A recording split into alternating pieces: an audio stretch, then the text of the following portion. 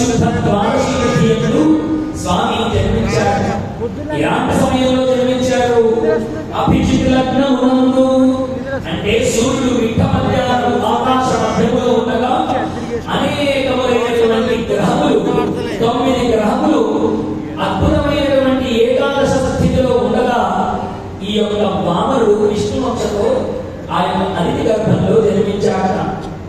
ఎప్పుడైతే పరమాత్మయే అతిథి గర్భంలో ద్వాదశి నాడు జన్మించారు, విజయ ద్వాదశి అన్న పేరున ప్రసిద్ధిగా ఆ ద్వాదశి భాద్రపద శుద్ధ ద్వాదశి విజయ ద్వాదశి లేదా వామన ద్వాదశి అని పిలవడం మొదలుపెట్టారట. దేవతలందరూ పుష్పవృష్టిని కురిపించారట. దేవతలు పోగాయట, అప్సరసలు ఆనందము చేత ఆడారు, ఘంటికలు పోగాయట, గంధర్వులు ఆడారు పాడారు, మునులందరూ వేదమంత్రములు చదువుతూ ఉన్నారట. పితృదేవతలు అందరూ సంతోషపడ్డారట. పరమాత్మ ఈ లోకంలో జన్మించారు అని అందరూ ఆనందపడిపోతూ ఉన్నారు. సిద్ధులు సాధువులు కింపురుషులు కిన్నరులు చాలులు యక్షులు సువర్ణులు నాగులు శ్రీహరి యొక్క గుణగణములని కీర్తిస్తూ ఉన్నారట. సాక్షాత్తు విష్ణుమూర్తియే తమ కుమారుడుగా జన్మించారని చూసినటువంటి కశ్యపుడు అతిథి దంపతులు ఇద్దరు ఆనందంతో పొంగిపోతూ ఉన్నారట. అంతలోనే ఒక ఆశ్చర్యకరమైనటువంటి సంఘటన కనిపించిందట. అప్పుడే పుట్టినటువంటి ఆ పిల్లవాడు చతుర్భుజములతో 4 భుజముల చేత శంఖ చక్ర పద్మముల చేత వనమాలను ధరించినటువంటి ఆ శ్రీమన్నారాయణుడు ఒక్కసారి అలా దర్శనమిచ్చి వెంటనే మళ్ళీ చిన్నపిల్లవాడిగా అది చూసినటువంటి అతిథి కశ్యపులకు 2 కళ్ళ నిండా అశ్రుధారులు కారుతూ ఉన్నాయి.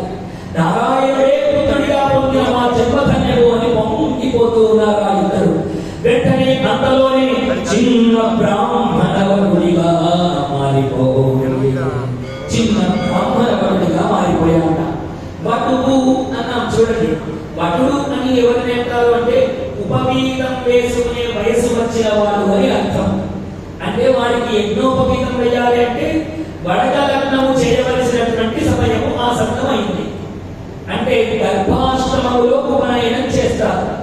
పుట్టి 7 సంవత్సరాలు పూర్తయితే బ్రాహ్మణుడు, పుట్టి 7 సంవత్సరాలు పూర్తయితే గర్భాశ్రమము అంటారు. అమ్మ కడుపులో ఉండే 9 నెలలు, వీడు పుట్టిన తర్వాత 7 సంవత్సరాలు. అంటే 7 సంవత్సరాల 9కి 12 పూర్తి కావాలంటే ఇంకా 4 కలపాలి. 7 సంవత్సరాల 4 మాసములకు ఉపనయనం చేయాలి.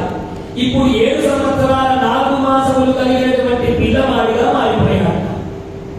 మారిపోగానే కశ్యపుడు ఈ వామనుడికి ఉపనయనం చెయ్యాలని సంకల్పించాడు.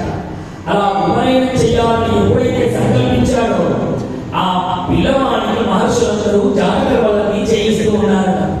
కశ్యపుడు కుమారుడిని ఉపనయనము చేయ సంకల్పించే ఆ సమయమున సూర్యుడు సావిత్రి మంత్రమునిచ్చే, బృహస్పతి యజ్ఞోపవీతమునిచ్చే, కశ్యపుడు నడుమ